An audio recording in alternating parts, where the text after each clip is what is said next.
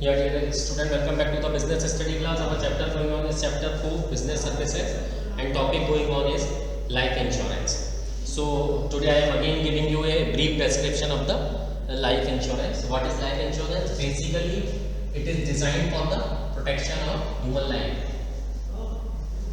Protection of human life. Clear? Like business, human life is also exposed to the different types of the uncertainties that result into the death. Clear? Or it may also cause the disability. Clear? Either it may cause the death or disability, or even disability is of two types, that is temporary, that is recoverable, and one is permanent. So permanent is not recoverable. For example, a person has become handicapped. Now it would be very difficult for that person to earn livelihood for himself and for his family. So, or even this may not happen, that person may become retired. But sometimes what happens, even after the sorry, even after the person's retirement, his liabilities are didn't get over. So there are, in order to cover up all these type of the risk, insurance company has devised a way of for the protection of the human life, that is what life insurance. As human life is also exposed to the different types of risk. So in order to remove all these problems, a life insurance policy has been introduced or devised which contain protection from all these type of problem. Clear? So previously the life insurance was just an assurance. It was just an assurance. So what was happening?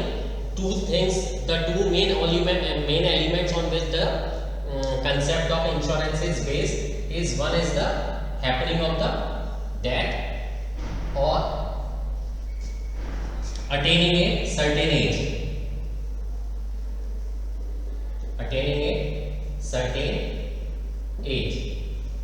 These are the two main elements on which any insurance policy is based. For example, if anybody is 30 and has taken a life insurance for 30 years, but if he attain a certain age after 30 years, means 60, he will get the full amount which has been promised in the insurance policy. Otherwise, if after taking a 1 year or 2 year a person get dead, still he will get the full benefit of the full benefit mentioned in the insurance policy. So basically, it was an assurance, but according to the changing requirement, the insurance policy has also been changed. Clear? Now several new things has been introduced in the insurance policy. Clear? For example, death has already been included, disability, health, disability, health insurance, annuity insurance, that we will further discuss. Now even insurance policy are connected with the share market. Insurance policy is nowadays connected with the share market. This means money is invested in the share market. So one amount is minimum guaranteed and rest is dependent upon the market situation. For example, a person is guaranteed a minimum amount of the 5 lakh, but if the market remains good, he may even get 6, 7 or 8 lakh. So according to the need of the time, everything has to be changed. Same is the case with the insurance policy.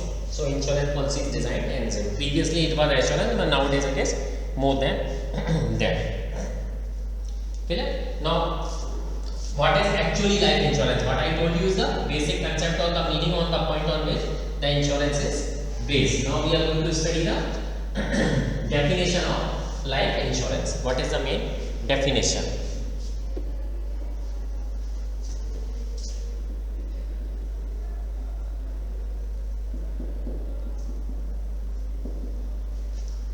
So it is defined as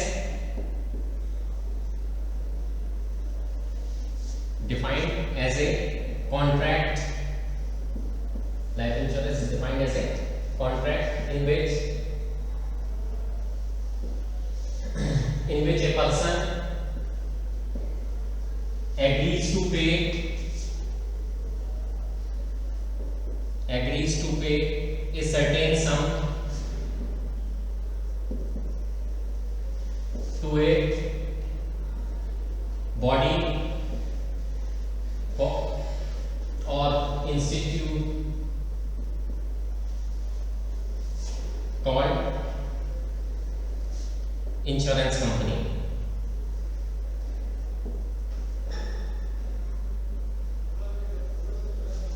Clear? So it is a contract. This I have already told you in the previous class. I am just giving a quick revision. A contract in which person agrees to pay a certain sum to a body institute called insurance company for the protection of his life or his family. Clear? Now certain sum is called the premium, which you have to pay regularly or in lump sum. Lump sum means for yearly you can pay at one time, half yearly, quarterly, even monthly, and even nowadays the policy can be connected with your credit card. If you are not able to pay, it will be payable from your credit card also without any extra charge being levied. So again, insurance company contain 2 or 3 persons. One is for the insured, parties to the life insured means a person who has taken insurance. A person who has taken insurance. Next is insurer. This is a person who is providing insurance.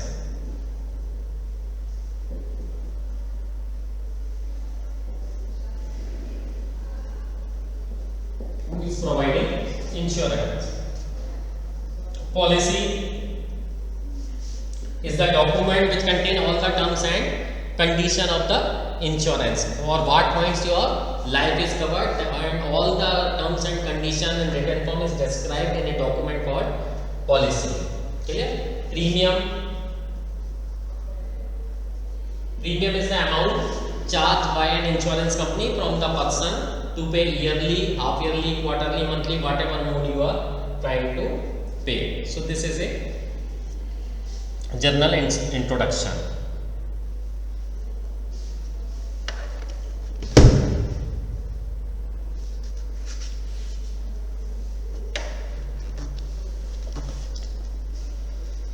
Now, as I told you, the insurance is based on some fundamental principle. Life insurance is also based on some fundamental principle that we are going to discuss.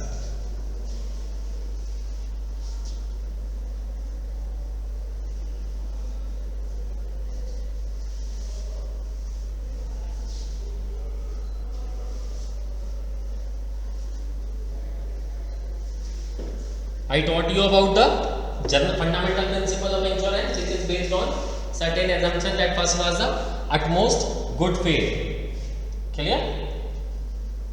Utmost good faith means both insured person and insurer shall provide all the relevant information about that. For example, if you are dealing in explosive, you must inform to the insured company that I am dealing in explosive, because for explosive premium will be totally different in comparison to the person who is running a grocery shop or a hosiery shop. So the object which are having more prone to the fire or any accident, they will be charged more, and the person who are less prone will be charged less. Clear? So first principle is that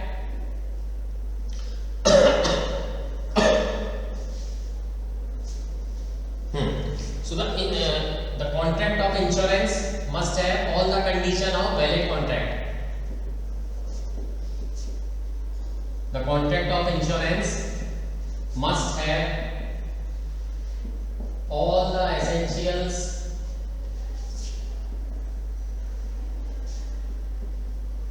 of a valid contract. Now what does it mean? It means that there shall not be any misleading information in the contract. Clear? Means insurer shall not make any false claim. He shall make or he or she shall make a false claim that I can do the insurance of an aeroplane, and at the time of the claim he said, no, I am not authorized to do that. So it's not possible. So the contract of the insurance must have all the essentials of a valid contract. Clear? So what are the valid essentials of a valid contract? There shall be an offer by the insurance company that I can protect your life. Afterward there shall be an acceptance.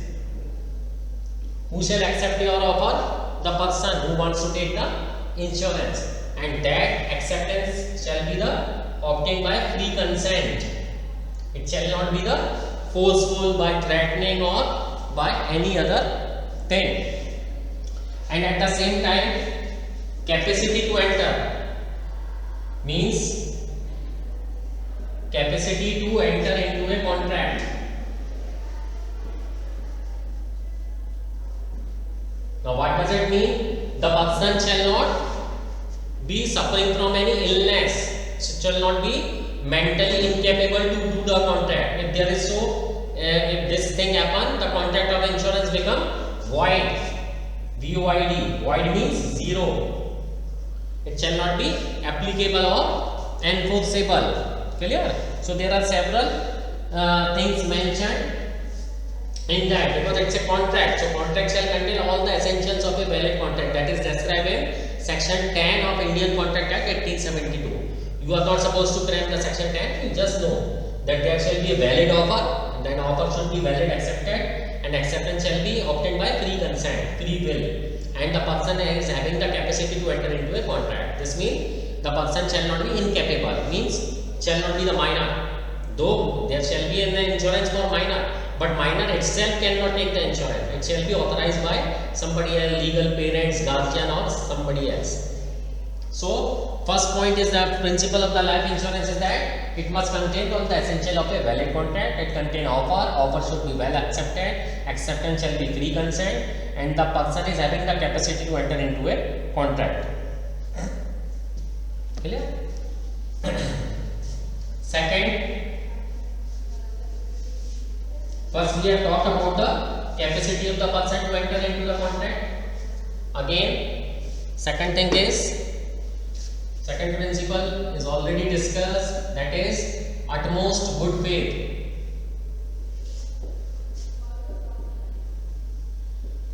Utmost good faith means both the person, that is insurer and insured,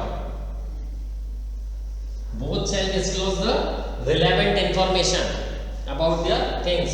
Insurer shall disclose all the relevant information, means at the time of insurance, if company asks if you are suffering from any disease, you must describe it. Similarly, the insured and the insurer shall describe his limits and beyond which he can't do the insurance. So both shall disclose. If disclose the relevant information about each other.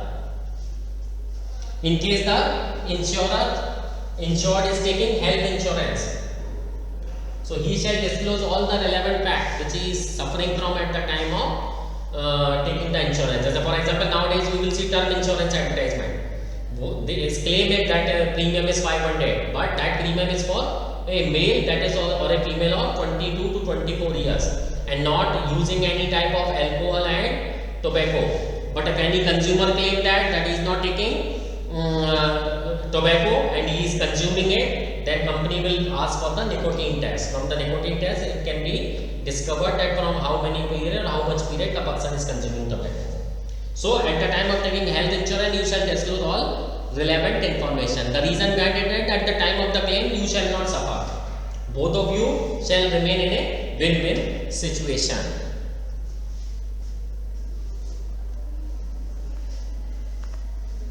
Clear? Next is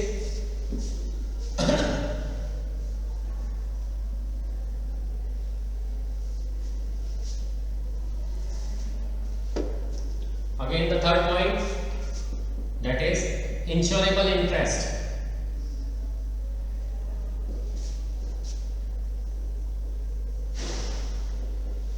Now in a contract of the life insurance, what is insurable interest? The amount which has been guaranteed to the insured person. Without insurable interest, the contract of insurance is void. Clear? So in case of life insurance, insured must always be present at the time of information. You can't take insurance of a dead person.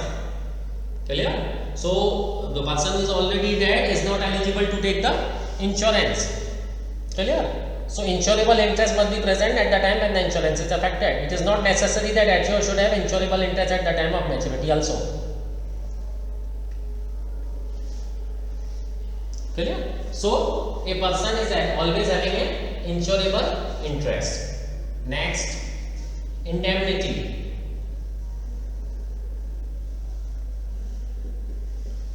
The literal meaning of indemnity is security, safety. Clear? So life insurance contract is not a contract of distinct indemnity. Clear? What was happening in case of general insurance or insurance for goods? What you can do is you can pay the price of good. You can pay the price of goods. For example, a person goods of rupees 10 lakh has been stolen or burnt and you have taken insurance. Insurance company will make you the claim of 8 or 9 lakh or even full. No problem. So price is paid to you. So the principle of indemnity is well for you. But in case of a life insurance, the principle of indemnity is not applicable. What you can make the payment is the insurable interest. If you have taken a life insurance policy for 10 lakh, then on the death of the insured person, his family members can take the benefit of 10 lakh. That person will not get anything. Yeah? But so the contract of the life insurance is not a contract of strict indemnity. This question is always asked and it is very important. Because no device in this world can bring back the human life. That is why it is always said that, remember my words, that contract of life insurance is not a contract of strict indemnity. Clear? So what does it mean? Amount payable in life insurance on the happening of the event is fixed in advance. Clear? At the time of taking the policy, the amount will be fixed. That a person will be paid 10 lakh, 20, 30, 50, whatever has been promised to you or guaranteed will be paid at the time of death of the person. A contract of life insurance therefore is not a contract of strict indemnity. So these are the basic principle on which this thing is based. What was that? The contract must have all the essentials of a valid contract. There shall be an utmost good faith. Both the persons shall disclose to each other all the relevant information about it. There shall be an insurable interest. And contract of life insurance is not a contract of strict indemnity. Why? Because no device, policy, thing in the world or ninja technique can bring back the dead person to the life. That is why the compensation is already fixed in advance. In case of goods or any other thing, compensation is not fixed in advance. But in case of life insurance, compensation is already fixed because contract of life insurance is not a contract of strict indemnity. Clear? So I hope the principles of life insurance will be clear to you. In the next class, we will study about types of life insurance policy.